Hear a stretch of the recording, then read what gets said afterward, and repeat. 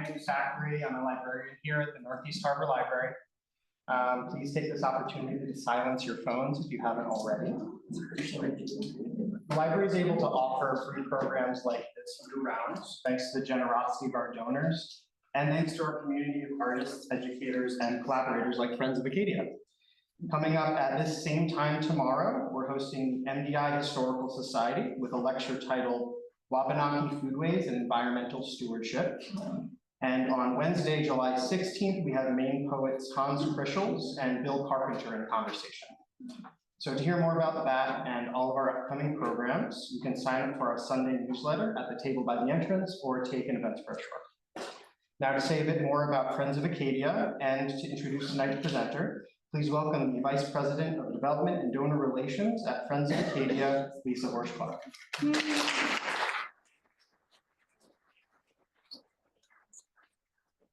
Good evening, everyone, and thank you for being here. We are so pleased to have you at this very special event, and it is indeed a partnership project between the library and Friends of Acadia. Zach, thank you again for hosting us and being a great partner. Thank you for being here. It's a pleasure to introduce Steve Kemp, a lifelong advocate for America's national parks and the author of the newly released An Exaltation of Parks, John D. Rockefeller Jr.'s Crusade to Save America's Wonderlands. In his book, Steve explores the powerful legacy of the Rockefellers' conservation philanthropy in his collaboration with early National Park Service leaders. In an effort to help shape the national parks that we know and love today. Steve has spent much time in his life working in and writing about national parks from his early days as a seasonal ranger in Yellowstone and Denali, and to his longtime role as publications director at the Smoky Mountains Association. His writing has appeared in National Parks Magazine, in Outside Magazine, Outdoor Life, and the Smoky Life Journal. And he's the author of numerous books celebrating our public lands. On a personal note, I first met Steve through another remarkable author and historian, Ron Epp, and Ron's online. Hi, Ron. Ron wrote the book Creating Acadia National Park in 2016, and it's a book I helped publish, and we recently reprinted it for the third time, so it's been a wonderful success.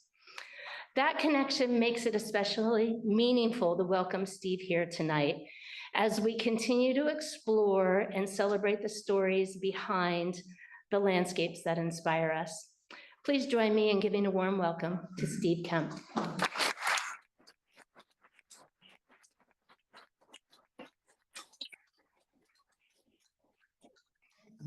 Lisa and Zach, and thanks, Ron. Ron really bailed me out during COVID. I was about a third of the way through the book, and I was working on the Acadia section, and all the archives across the country shut down for about 3 years. So Ron became my archive, especially for things Acadia knows a lot about the Rockefellers, George B. Dorr and stuff too. A wonderful person, probably talked, corresponded a bazillion pages, and he shared his documents he'd gotten from the archives, and very helpful. He's a much more organized person than I am, which is great. Happy July 8th.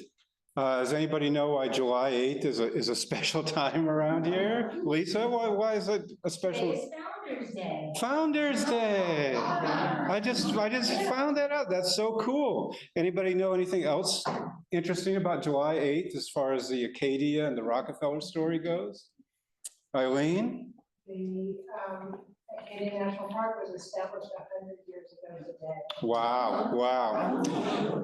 It was also the birthday. Fireworks. We should celebrate this day big time.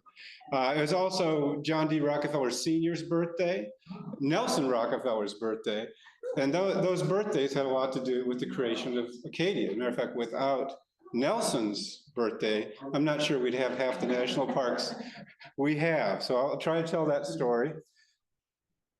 Title of the book is An Exaltation of Parks. Does that remind anybody here of another title? Exaltation of Parks. All right. Yeah, very good. Give the man a Cupid. Yeah, I always loved that book. I always loved the title. For you, those of you who haven't read it, it's about very poetic names for groups of animals and certain groups of people as well. Does anybody know what a group of crows is called? Wow, sharp crowd. Okay, moving right along. For 50 points, a group of ravens. An unkindness of ravens. So yeah, they were really kind of hard on the corvids. How about swallows? How about a group of swallows?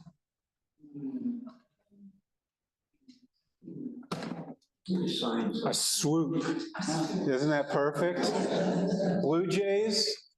A scold of blue jays. Isn't that perfect? How about readers, since we're in a library right now? What would you call a group of readers? Good. 10 points for that. Mr. Lipton has it as a browse of readers. So my name's Steve Kemp. One of the reasons I'm so grateful to Junior and the national parks is that I grew up in Iowa. And it's a nice enough place to grow up, but there's not much public lands. There's almost no public lands.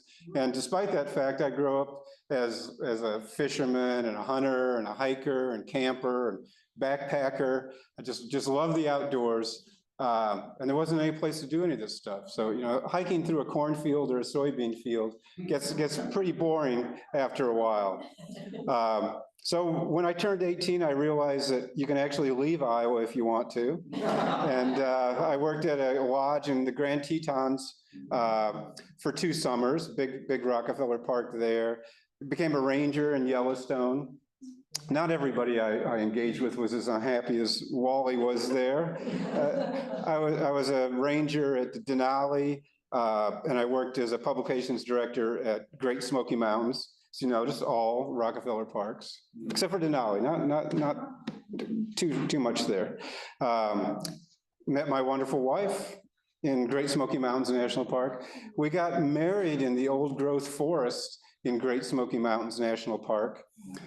We honeymooned, where else? Acadia. Spent our days hiking and riding bicycles on the carriage roads.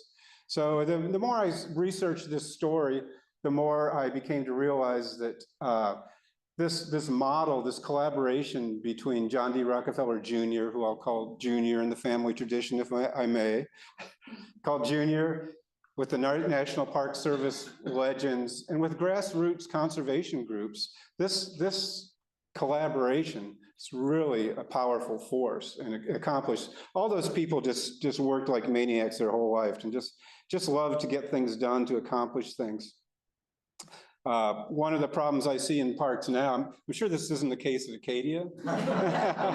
Oh, really? Does it get a little crowded sometimes? Parking lots get filled up. I think the Smokies is actually even worse. We probably have 40 or 50,000 people a day during most of the season. I think we set a new record the other day. I volunteer at the visitor center desk. Our visitor center parking lot was full 15 minutes before the visitor center opened. None of the employees could find a place to go. So I don't know, you don't hear much about overcrowding being a problem, but it definitely is. There's a lot of parks that require reservations now. And it has an impact on the resource. That many feet trampling that much vegetation and trash, sanitation, graffiti, it has an impact. We're also, while visits are going up, we're having less staffing, down 25% since 2010. You can add another 24% to that, actually, since the last few months. And more cuts on the way. And you wonder why that is. It's like our great nation can't afford to maintain its national parks. The entire National Park Service federal budget is 1/15 of 1% of the budget. Actually, 2026 is going to be less than 1/20th of 1%. So that makes me love all the more the work these guys did. As you know, Senior was one of the wealthiest of all the Gilded Age tycoons. People forget that most of his wealth came from kerosene, not gasoline. He refined kerosene for kerosene lights and lamps, and it was cheaper and cleaner than other products. And actually, one of the other products available before kerosene was whale oil. So if you were a whale, the fact that there was kerosene putting you out of business was really a wonderful thing. And it was also according to technology historians, the invention of kerosene lamps was a giant step ahead for humanity, because people could work at night, people could read at night, people could do things. It was a major factor. He was frugal yet generous. He was always a philanthropist. From his first paycheck he ever got, always supported the church, gave money for health care, for education. Very powerful sense of duty. Teetotaler too, as was Junior, lifetime teetotaler. Not the businessman his father was at all. He was shy, humble, socially awkward, prone to depression, had some major nervous breakdowns. But again, he had a lot of qualities too, a lot of really powerful qualities that made his conservation work unmatched. One was just his sense of duty, his sense of Christian duty to accomplish things for the good of humanity. Another one was perseverance. He would take a while before he accepted a project, but once he accepted a project, that was it. He was like a snapping turtle. He would not let go. There was no quit in him. He finished whatever he started, and he was a perfectionist. So there were no half measures. Everything, every road, every carriage road, every building at Williamsburg was going to be perfect before the job was done. And one of the places Junior loved and the whole family loved, where they really got their orientation to the out of doors, was Forest Hill near Cleveland, 700-acre estate. Junior and his father loved building carriage roads. They both described themselves as amateur landscape architects. That was just their thing. And they were kind of leaders in that country estate movement that was just beginning the late 19th century, early 20th century, where wealthy people would go and unwind from working and living in the city. Rockefeller estates were always open to the public, even though it was a giant giant private estate. That Junior's got one letter to his father where he says, "Yeah, I went out down to the pond to swim, but there were so many people there, I decided not to." His pond, but. And when Junior had his breakdowns, his cure was to work in the outdoors, to plant trees, chop wood, to design these roads. And so you can see, landscape architect, seeing nature as medicine. These are things that set him up to be a great national park philanthropist. Luckily for Junior, he married a wonderful person. Everybody loved Abby, charming, witty, the yeast in the Rockefeller bread. Started a Museum of Modern Art. This is David here. Yeah.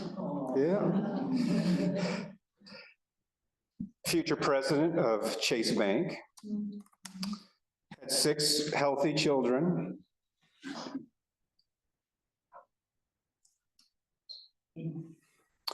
One interesting anecdote about Junior and Abby was that Junior and Abby had been dating for quite a long time, and Junior decided, well, I think we're about to get married. I'm about to pop the question, but first I think I'd like us to spend 6 months apart.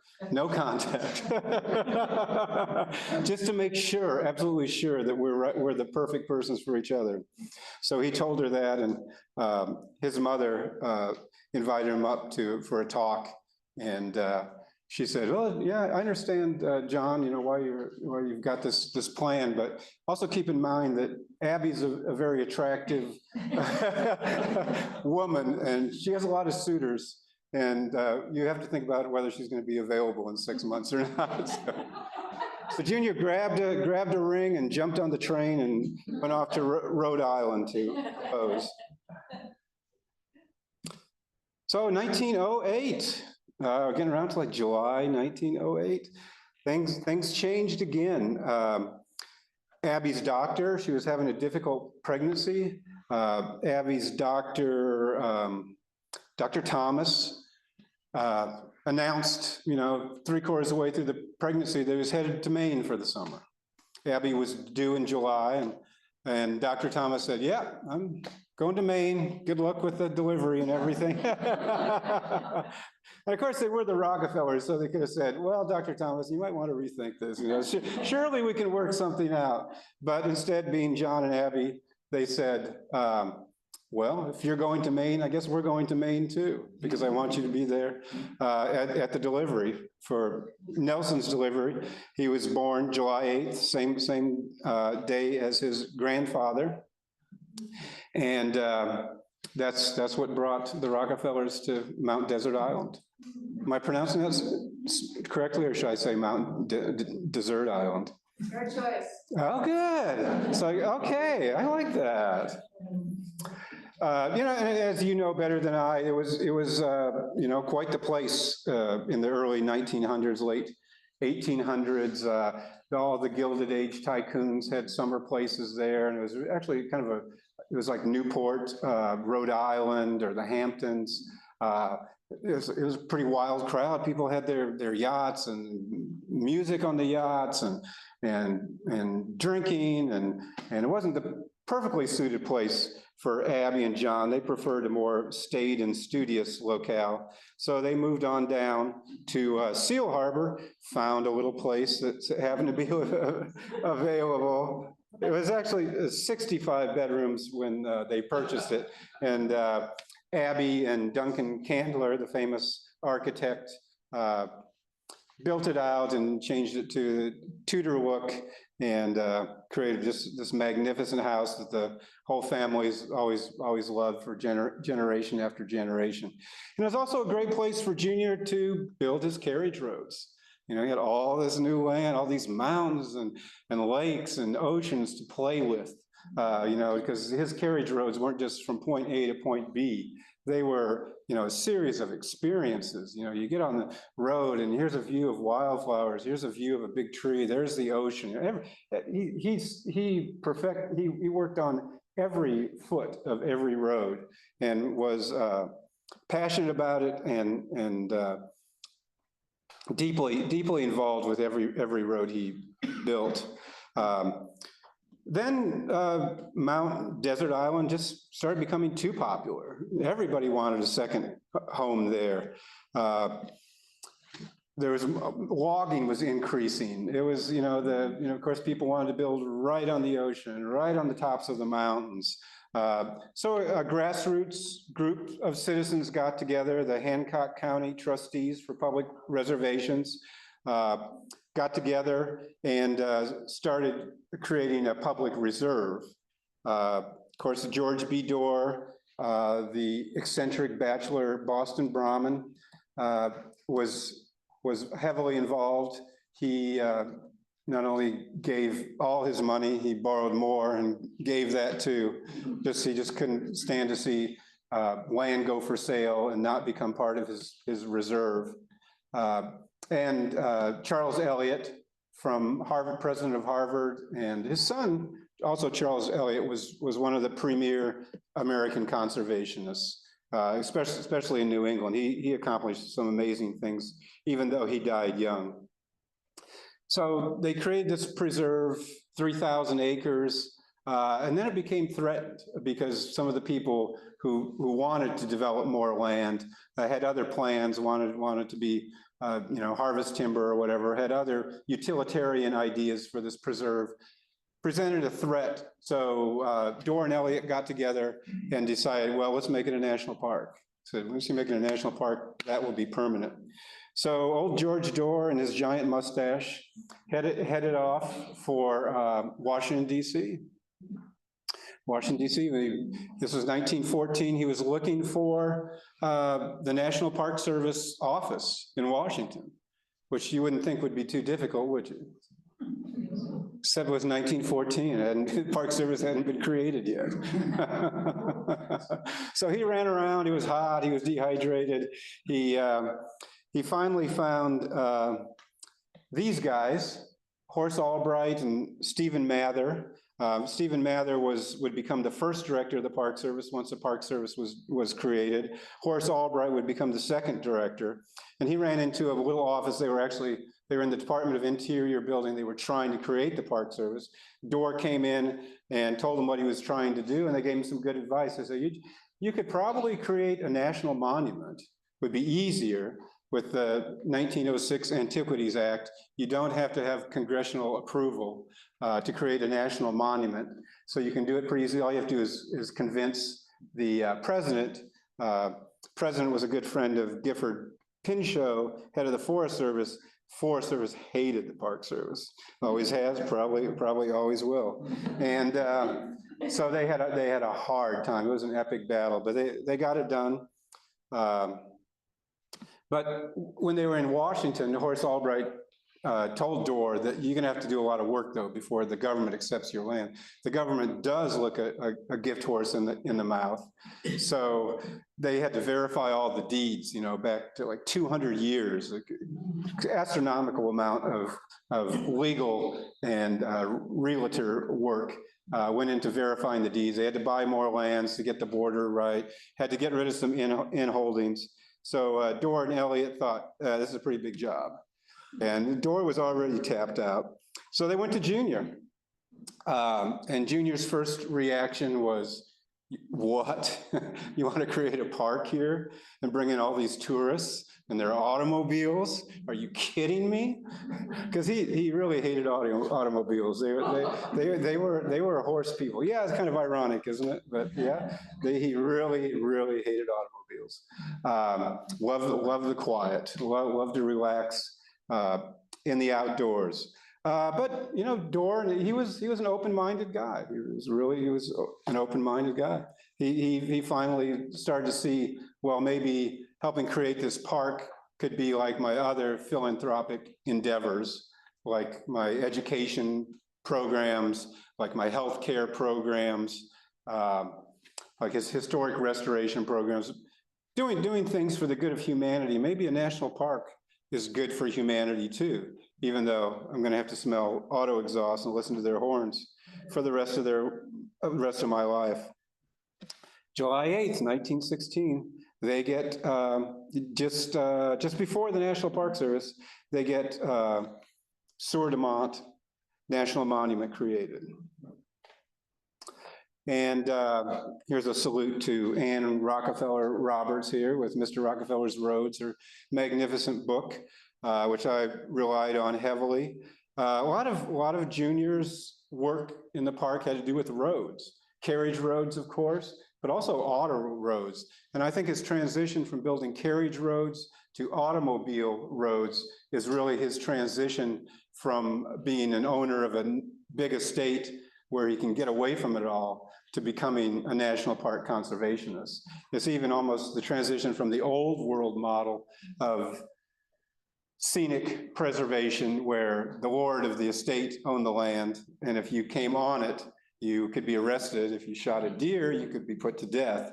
And the new world model, where people like the first Charles Eliot, George B. Dorr, Albright, Mather, were trying to create this public system of parks for the good of the people to preserve the area. But it was more, at that time, it was more for the people. So Junior, who loved those carriage roads, actually started building automobile roads. Big change, and they were very expensive. He worked on the mountain road. He worked on the Ocean Drive. He spent lots of money, and he really came to see that his carriage roads were for kind of an elite class of people who had the time and happened to have horses and a carriage on Mount Desert Island. And it wasn't, a lot of the year-round residents were pushing for motor roads. They wanted to get out there, get around, see the park, drive in, have a picnic, drive out. So his mind opened to the public. I think in a way he saw that he wanted everybody to have a Forest Hill estate the way he did growing up, that everybody should have a place to get out and enjoy nature. And he really just melded with the Park Service. I mean, he got along with all these people, completely different, federal bureaucrats, richest guy in the world. Albright and Jr. exchanged 1,300 letters and telegrams over their career. He just, he became one of the most valuable members of the National Park Service. And he did it all as a volunteer. He didn't have to do this stuff. That's what amazes me the most. He could have been, island hopping in Greece or playing the ponies, but he worked all the time. These projects were just immense and expensive and lots of details. 1923, Great Smoky Mountains. Ann Davis and her husband Willis go to Yellowstone Park by train. They see Yellowstone, they come back, and Ann says, Yellowstone was nice, but I think our mountains are just as nice here in the Great Smoky Mountains, and I think we should have a national park here in the Smokies. She even went on to become a state legislator, only the third woman in the Tennessee state legislature, just to push the park. Knoxville loved the idea, but their idea was all based on having a tourist attraction in their backyard and creating revenue. This is Southern Appalachia, poor place. They were looking for a source of revenue. There were conservationists with the capitalists as well, hiking clubs who were really appalled by the clear cutting of the old growth forest in the Smokies. It was really valuable forest, beautiful wood, and they were cutting like 60 acres of old growth forest a day, which they mentioned to Junior time and time again, because Junior also had a big thing about big trees. So it was an incredibly difficult park to create because every single acre was in private ownership. Can you imagine? When you created Yellowstone or Yosemite, you could just kind of look at a map of public land and draw a square and say, okay, that's Yellowstone. This was all privately owned, mostly by big timber companies who were in the timber business and could drive a very, very hard bargain. So they had to raise $10 million. They raised $1 million just from the citizens around the area, going to school kids donated pennies and dimes. They went to the churches, had passed one plate for the church, one plate for the park. They went to the banks. They went to everybody a couple times. In Knoxville, they were like $20,000 short of their goal. So the mayor said, okay, I'm shutting down the city. No games, no fun, no work, no nothing, until we get that last $20,000. By the end of the first day, they had the $20,000. Then they leveraged the states, Tennessee and North Carolina, to give $2 million each, to pledge $2 million each. So they were halfway to their goal. Their plan for the second half of the goal was what they called the national campaign. So it was like at the end, they said, okay, time for the old national campaign. Anybody remember what that national campaign was? And it was like, yeah, I think let's find some big rich guy back east and get him to give the last half. And anybody know any big rich guys? Don't know. They tried everybody, never got a penny in the early days of the national campaign, which is bad because they really didn't have $5 million. They had $5 million in pledges awaiting a $5 million match. It's a very precarious situation. They did have their ace up the sleeve, of course, was Arno Cammerer and Jr. had become good friends by then because of their work in Acadia. been working on those carriage roads. You know, once it was a national monument or a national park, every road had to be approved by Cammerer. And he was also a very devout Christian person, not a teetotaler, but he was a really hard worker, very honorable person. And he and Junior got along great. Their families got along great, trusted each other. Cammerer said to Junior, you know, can I come talk to you about this Smoky Mountain project thing? And Junior said, well, really kind of busy, but yeah, maybe I can squeeze you in. So Cammerer went to 26 Broadway, Standard Oil headquarters, went up there to the 40th floor, Junior's office. And he got stuck in the waiting room for an hour and a half. The assistant director of the Park Service, Junior was really that busy. Finally squeezed him in over lunch. Cammerer wanted to talk about $5 million for the Smokies, which is 94 million in today's dollars, a lot of money. But Junior wanted to talk about what? Carriage roads in Acadia. Because, you know, every step of his carriage road and motor road development had to be approved by the Park Service. So it took a lot of partnering to get done. At the end of lunch, Junior said, I got to go. And Cammerer was, wait, you know, what about the Great Smoky Mountains? Would you be interested? Junior had never been to the Great Smoky Mountains. He said, you know, Mr. Cammerer, how about you write me a letter? Tell me about this Great Smoky Mountains place, what you need, how much it'll cost and all that. So Arno B. Cammerer wrote a letter, the whole 10 million, you know, this incredible, what's now the world's most popular national park was weighing in the balance of this one letter, this one guy. He wrote it really pretty quick. He didn't procrastinate at all. He fired off a letter, and here's how he convinced Junior this was a worthy cause for $94 million. The NPS had the actual knowledge of what a visit to Western parks meant to the lucky ones. It brought to the individual and his family a breath of the outdoors, a vision of the best that God made in this country, and a realization that a country that is reserving such areas and maintaining them for the benefit of its citizens was a pretty good country to live in. Pretty good country to live in. I would have to agree with that. So Junior got the letter, read it. He was pretty much already convinced, especially when they talked about the old growth forest getting cut. So he wrote a check. Sent it. Of course, he didn't bring it himself. You know, that would be too much drawing attention to himself. Sent Kenneth Chorley to Knoxville to hand over the check, and the town just went crazy. They actually rang every church bell, blew every whistle, every train whistle, every factory whistle for 10 minutes straight to celebrate the gift. You know, the front page of every newspaper was nothing but this, you know, we're going to have a national park in the Great Smoky Mountains. There's Cammerer and Chorley in that picture, but no Junior. You'll never see him at a single commemorative event.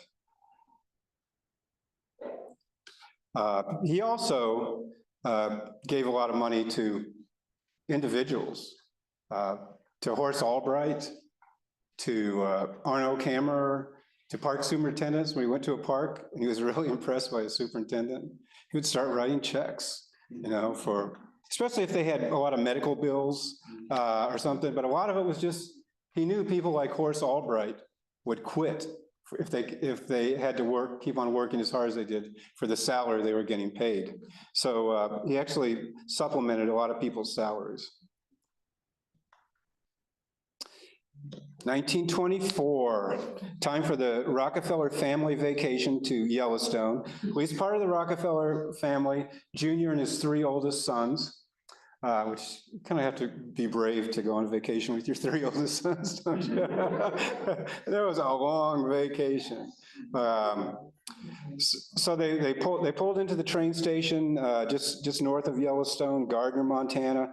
Horace Albright was there to meet him. Horace Albright really wanted to create Grand Teton National Park, and it was going to take a lot of money and a lot of effort to do that. He had no idea how much money and effort it would take, but he knew it was going to be difficult. So he had a strange plan for their trip.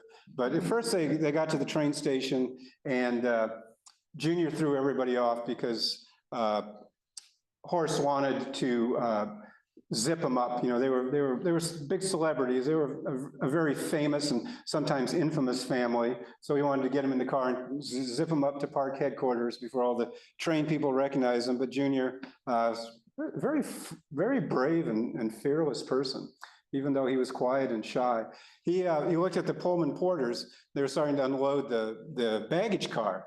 And he looked at his three boys who were just idling there. And of course, Junior's worst fear was that his kids would grow up to be spoiled, rich brats. So he looked at the porters and said, "Boys, looks like those porters have a lot of luggage to unload." And of course, they did a whole train car. And this is people traveled with the big trunks in those days. So he sent the boys over there, and it took them like 45 minutes to unload that whole train, get the trunks over to the right car, going to the right hotel, to the right place. Finally got up to park headquarters, and Albright laid out their itinerary, which even though they had 3 days, they were going to spend most of the trip driving from the north end of Yellowstone to the south end of Yellowstone, then 20 miles on wagon roads just for a glimpse of the Grand Tetons. Yeah. What a guy, Horace, huh? He could focus on a project. And when they got back, you know, he was like a golden retriever panting there, you know, were they going to talk about how great the Grand Tetons were? Didn't mention a word about the Grand Tetons. Headed off to Glacier. This is in the bottom there. That's actually Junior with a beard. Supposedly one of the few photos of Junior with a beard after their 10-day horsepacking trip in Glacier. In Glacier, yeah, after Yellowstone, they went to Glacier. So a few weeks after Albright saw the Rockefellers, Albright, who was superintendent of Yellowstone and assistant director of the Park Service, got a letter with a Seal Harbor postmark. Of course, he was pretty excited about that. Ripped it open, was hoping that it was going to be Junior saying, "Oh, I've been thinking about those Tetons. You know, we really have to save that country." But it wasn't. It was, you know, since he had made them drive 200 miles on roads, pretty nasty roads. It was about their roadsides. That they had just, when they cut the roads, they just piled everything up on the side. This is Yellowstone National Park. This is the first national park in the country. And it really did look bad. And Junior didn't mention the Tetons, but he just said, "You know, your roadsides are really nasty, and I'd be willing to chip in and help you clean them up if you were interested in a project." Albright loved that idea. He's a smart guy. He didn't mention the Tetons. He said, "Yeah, let's work together and fix these roads." Did a magnificent job of doing it, you know, exchanged probably 500 letters. It's just like Albright had to ask every time for $300 more to clear another 4 miles of roads. And then Albright would send him pictures and spreadsheets. He knew Junior was detail-oriented, liked complex projects. They did such a good job on the roads that they became models for the whole national park system. And they did the whole all of Yellowstone. 1926, another family national park vacation for the Rockefellers. This time, Abby's with them, and the 3 youngest boys. Lawrence actually gets to go twice, which is possibly why he also became a national park advocate. So he was on both trips. They get there, you know, once again, they're with Albright. This time he's with them the whole way. First thing he wants to do, go look at those Tetons. So he takes them to Jackson Hole, and again, it's just kind of nasty looking. Even Abby's kind of agitated. It's like, you know, why are there utility lines between the road and the mountains? You know, who does that on a scenic road? Why are there like a burnt out gas station, billboards? Why are there billboards all over the place, and empty cabins, and the whole place just had kind of like a failed look to it. And Abby even said, you know, what would it take to clean this up? And so Albright finally went in for the kill. He set him up. he set him up here, almost exactly here where Ansel Adams took his famous photo. And he got him, set him on logs, and he gave this big speech I call the Sermon on the Mount about how this grassroots organization had been wanting to buy Jackson Hole, keep it from becoming a really, trashy, tawdry, touristy place, to have it become a national park. And he points and he waves, and at the end of this long talk, he looks at John and Abby, and they just look at him. They don't say a word. Whole rest of the trip, he was never quick to commit, unless it was like redwood trees being cut down in the next 24 hours, unless you give us $1 million. In those cases, he would act quick. So, Albright again was a little bit shocked at his disinterest.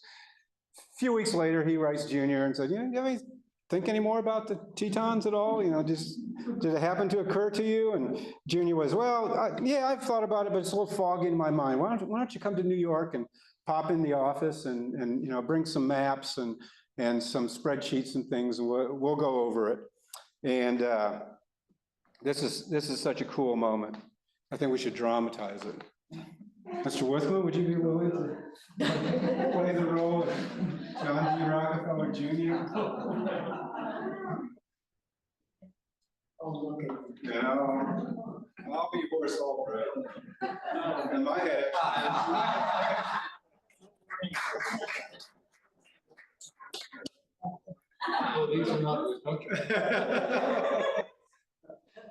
Okay, I'm Horace Albright. This is Junior.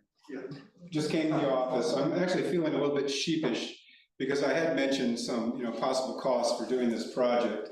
And then when we got around to actually getting the lay of the land, it came in quite a bit higher than you hoped. So this is a guy that spent his whole summer in Yellowstone, and here he is in the financial district of Manhattan. So he's feeling a little sheepish. So he comes in and he goes, "Mr. Rockefeller, these are the 14,000 acres of land in Jackson Hole we would need to purchase. By working with local realtors and bankers, we estimate the cost to be $400,000. I know that's higher than we discussed earlier." Mr. Albright, is this all there is? Yes, this is the property we have been working on. No, that isn't what I had in mind at all. You took us that afternoon to a hill where we looked over the mountains and the whole valley. I remember you used the word dream. That's the area for which I wanted to get cost estimates for. The family is only interested in an ideal project. And if you would please, very much, if you could get me the data on that. Why it might cost as much as $1.5 million or $2 million to buy all that land? Well, of course. But that is what I'm interested in. I'm only interested in the ideal proposition. I would like to know about the land on both sides of the river and to the north.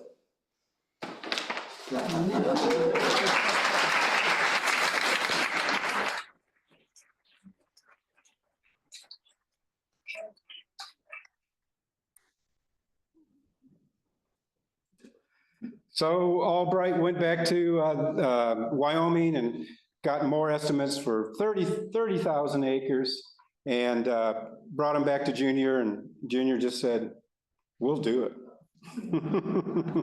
Little did he know.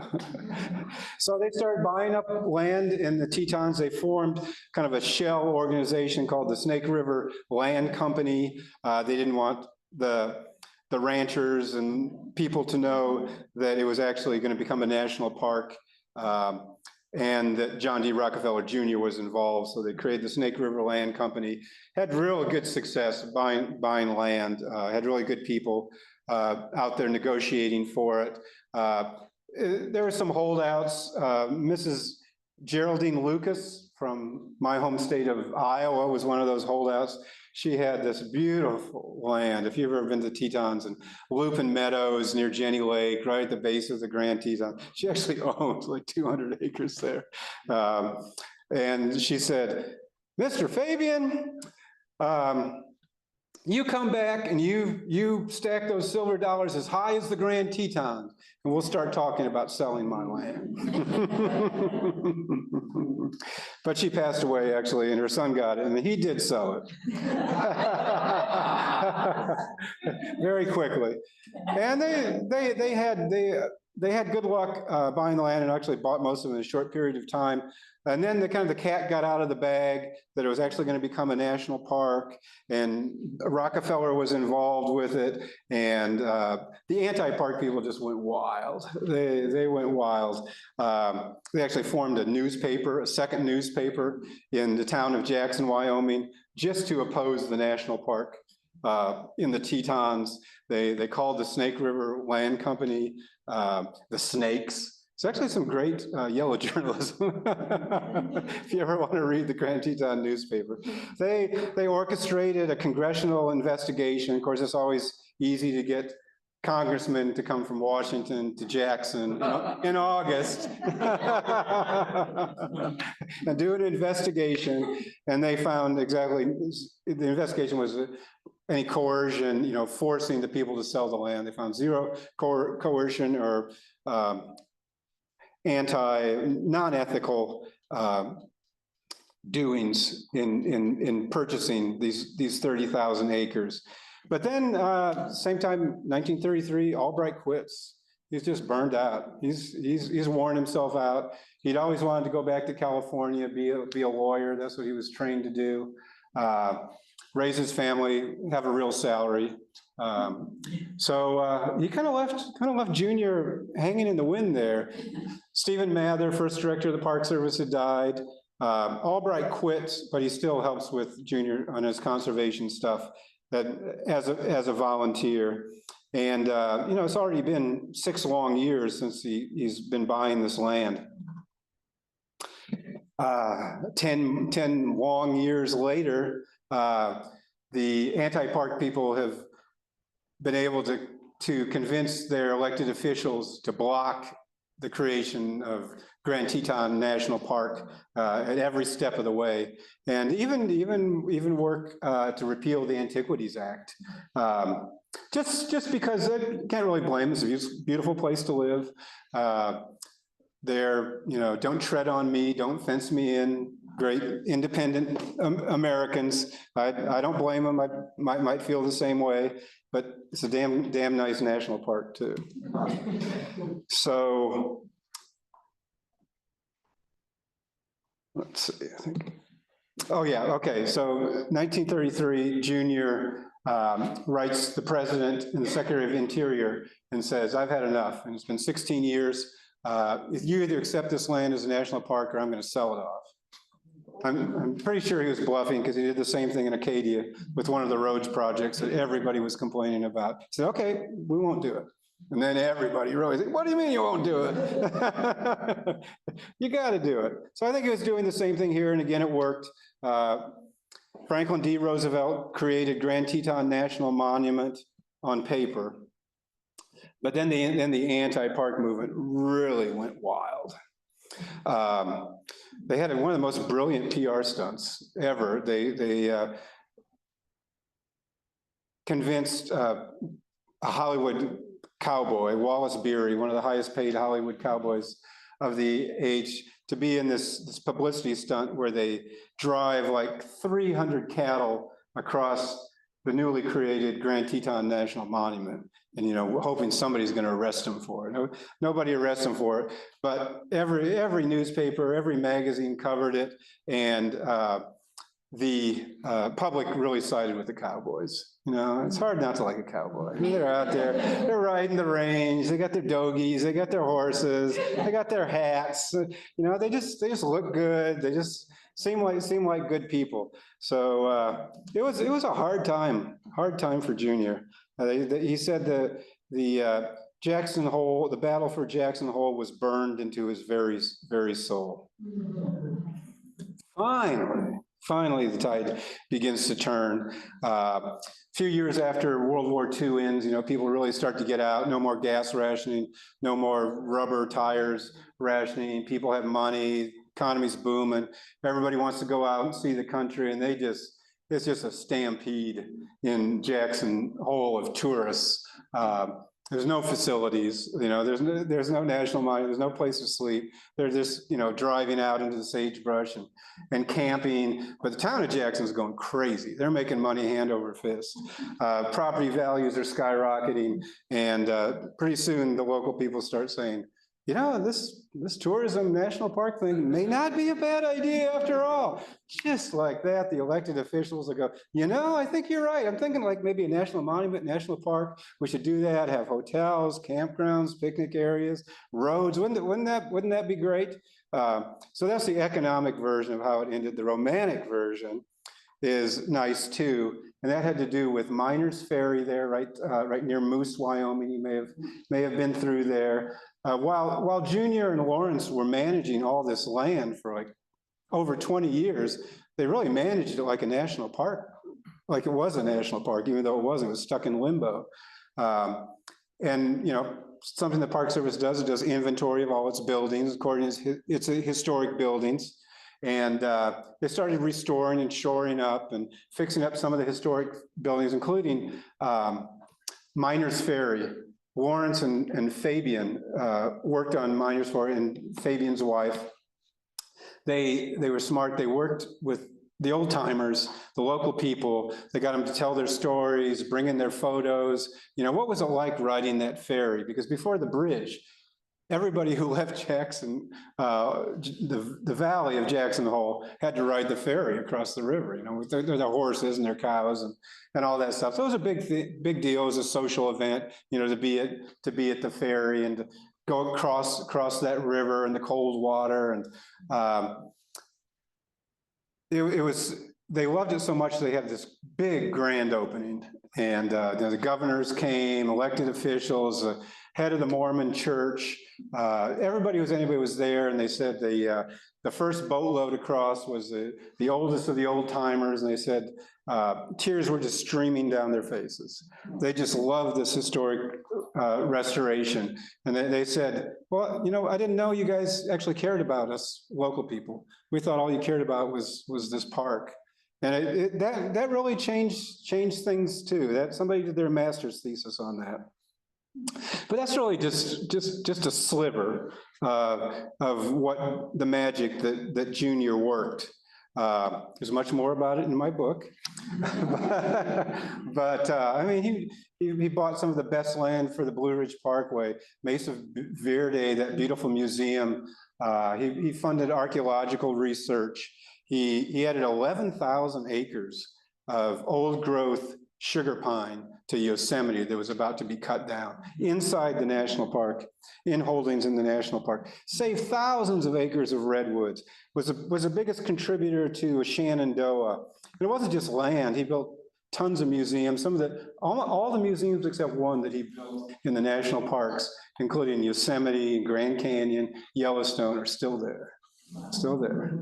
It's just amazing.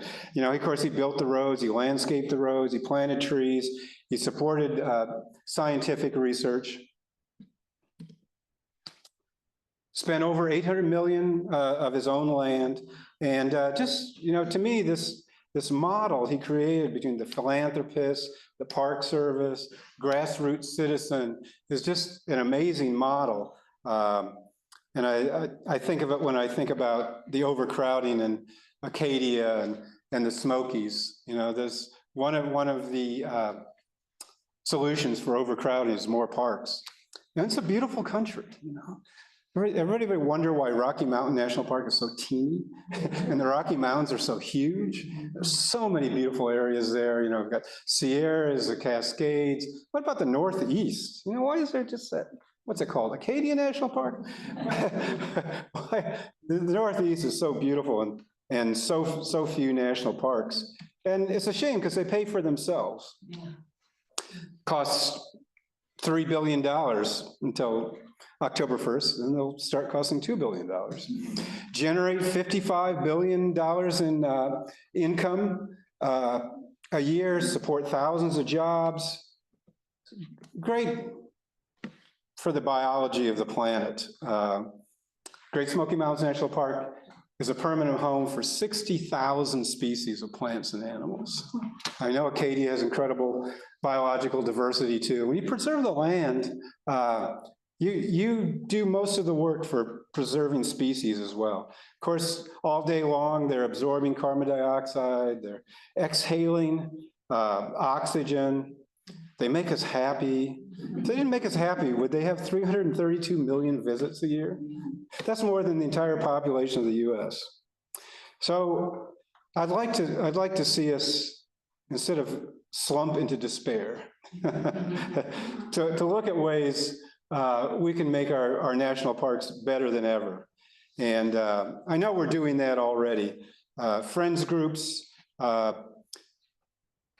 provided over 500 million in cash and services to the national parks every year. Pretty phenomenal. Of course, the reason they're so successful is because of people like you. I mean,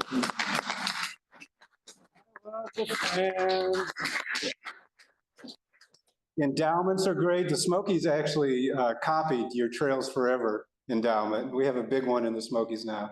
We have a historic preservation endowment. We've had land donated to us with endowments, so we can take care of the land. And endowments are great because they're, you know, perpetual. The Katahdin Woods and Water National Park here in Maine, or National Monument. You know, the Roxanne Quimby, when she created it, she cited George B. Dorr. So big fan of George B. Dorr, what he did in Acadia. And another interesting thing she said is, people said, well, why don't you just make it a state park or preserve or something? It'd be a lot easier, because elected officials were blocking it at every turn. She said, no, I like the National Park Service brand. He said, I'm doing this part to preserve the land and part to stimulate the economy. You know, her area, Millinocket, there's poor area. So I want tourists to come and I want to stimulate the economy. I want hotels and restaurants and businesses, and people relate to the national park brand. I think it's one of the strongest brands in the world. You know, the flat hat, the arrowhead, the beautifully landscaped roads. I mean, people don't understand it when they're driving on those roads, but those roads are the best in the world. The trails are great. The visitor centers are great. The staff is great. Kelly Parcels, anybody heard about that? Yes, it was 1 square mile of inholding in the middle of Grand Teton National Park. 1 square mile it was a state land grant land.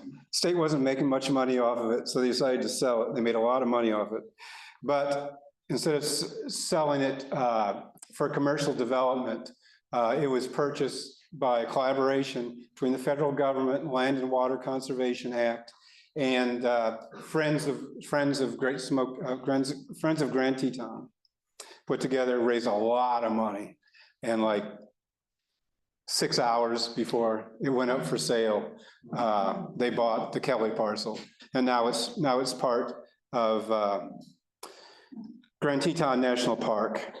So, you know, maybe the stuff I'm talking about is pie in the sky, but I don't think it is. I think we can make our national parks better than ever before.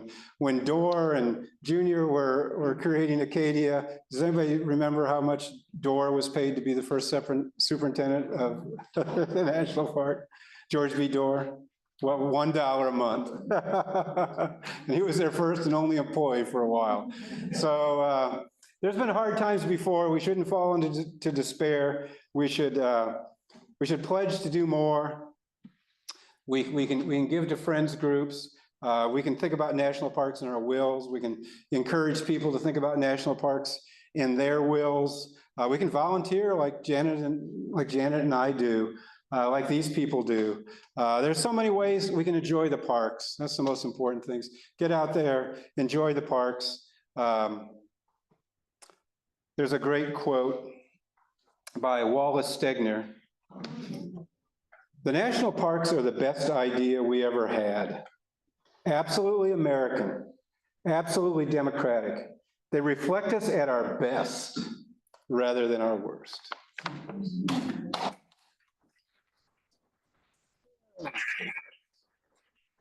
Yeah.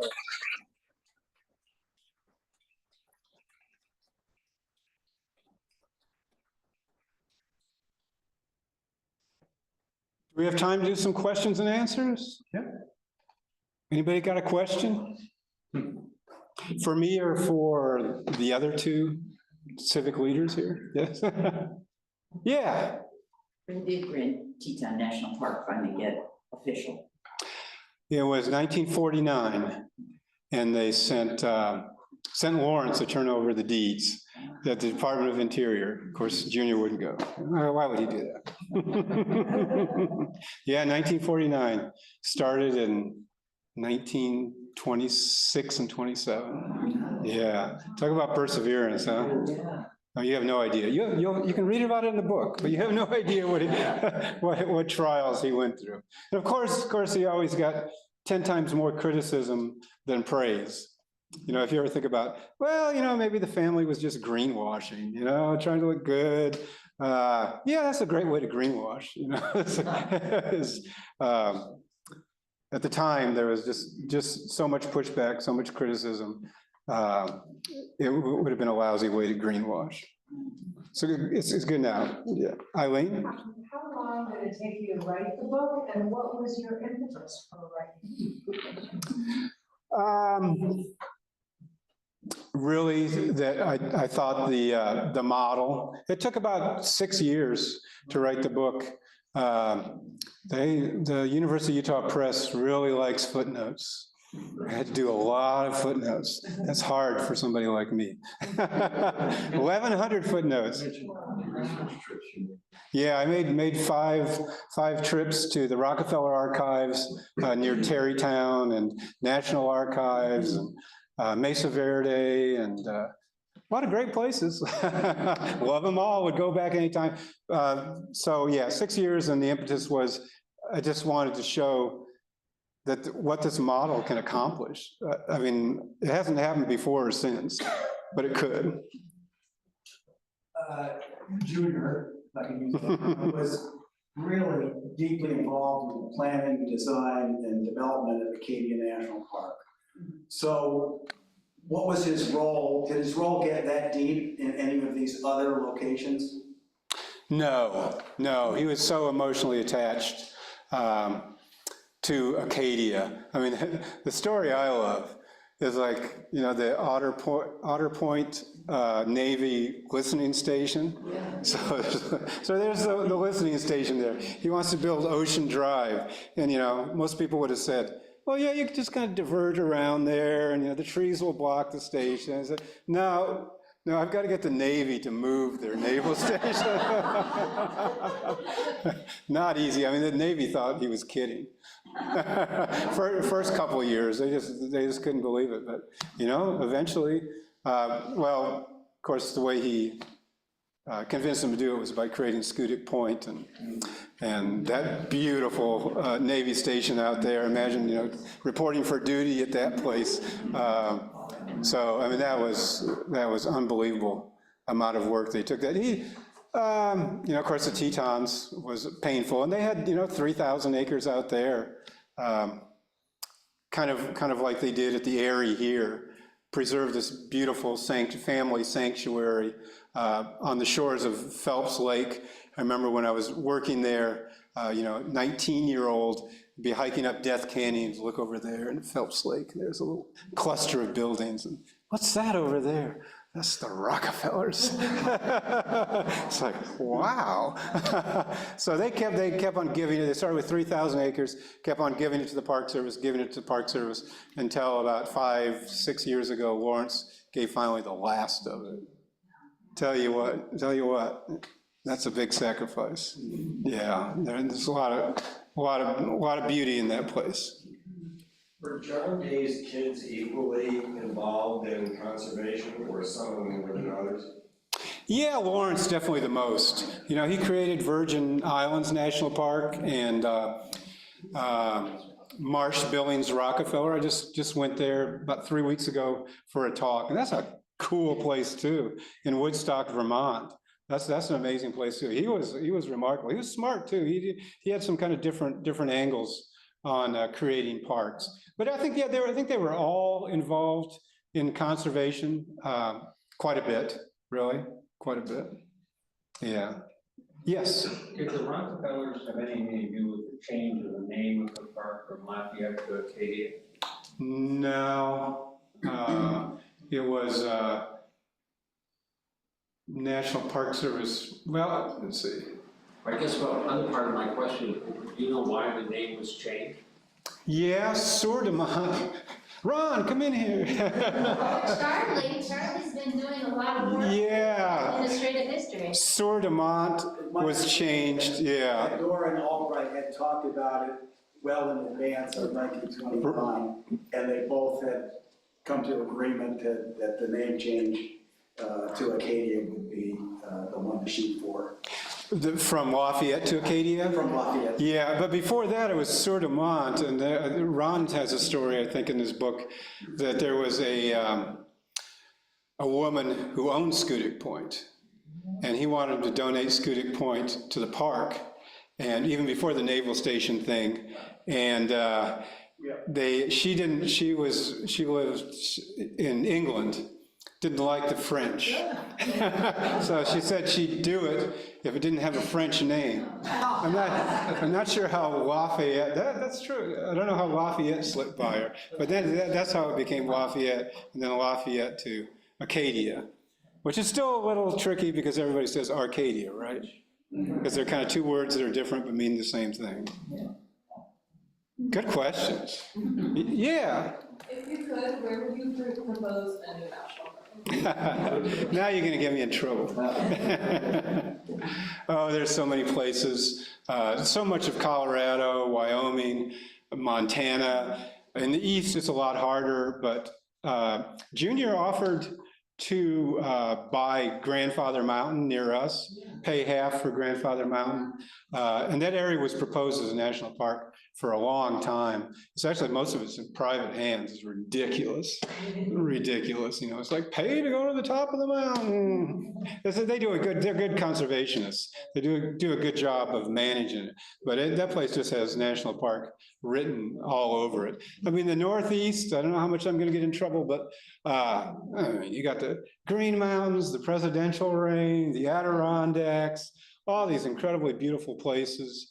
But I wouldn't advocate condemnation or eminent domain. I would, most of the land I would advocate for is already public land. Most of it's national forest land, and it's too steep to cut. So, yeah. What's the difference between like the National Seashore in Cape Cod and on the Outer Banks? How does that translate? Quite a bit. Yeah, they're all managed differently, and even different national seashores are managed differently. So yeah, there's different levels of protection, different rules. You know, some allow hunting. That's one of the bigger things. And the amount of, say, tourist facilities, they might have more tourist facilities, but the main thing is they all basically preserve the land for perpetuity. In the back there? Are there any other countries in the world that have anything like that approaches this? Not in size, not in acreage. Yeah. In concept. Yeah, there are. There's a lot of good ones. We've been to them in New Zealand, and Africa has some huge ones now. And a lot of those are supported by philanthropists. Philanthropy, yeah. Yeah, of course, same thing in Patagonia area, South America. There's a lot of really good stuff going on. And we have a lot of support. You know, people, the National Park Service is the federal government's most popular agency. I think the only reason I can think of is that we don't get the support in Congress is that they don't hear from us enough. And that's just an email away. You know? That's the most important thing, is just letting our public officials know that, or elected officials, because we do know one thing about politicians, and that's what? What do they like more than anything? Oh, not money, but to get reelected. We do know they like to get reelected. Yeah. Did you work with any members of the Rockefeller family on this? No, I reached out to, Mary Louise. yeah, Mary Louise, yeah, just a little bit too late. Yeah, yeah. So, yeah, unfortunately, I didn't. Spent a lot of time in their archives. So did you use the Fosdick biography? Are there very many other Rockefeller biographies about him? About Junior? About Junior, I mean. Yeah, there's a really big, thick one by Raymond Fosdick. Yeah. That's, I think that's about it. Oh, yeah. I mean, he wasn't exactly objective because he's such a close friend. He's a good writer and researcher. Yeah, right, yeah. So I think about the three schools that are the creators of Acadia National Park. You have obviously George Gore, you have John D. Rockefeller. And poor Charles William Eliot has never had like a biography like this written. Huh. Have that in your soul? No, but I know Ron does. Yeah, I know. Principal has his time. I know Ron's just waiting to jump on that one. That would be interesting. I've read quite a bit about his son too, and his articles and things. He was really a visionary. It's a multi-generational book. Yeah. There are 3 Charles Eliots. Oh, yeah, that's right. Yeah, that's right. Yeah. He came up with the master plan. W. Eliot II was a longtime critic of everything going on in Acadia National Park into his 90s. But he had some good ideas. He was for expanding the park. I like that part. He was right there writing longhand letters to whoever the superintendent was. Sounds like you're on it. Sounds like you're, as soon as you get done with that administrative history.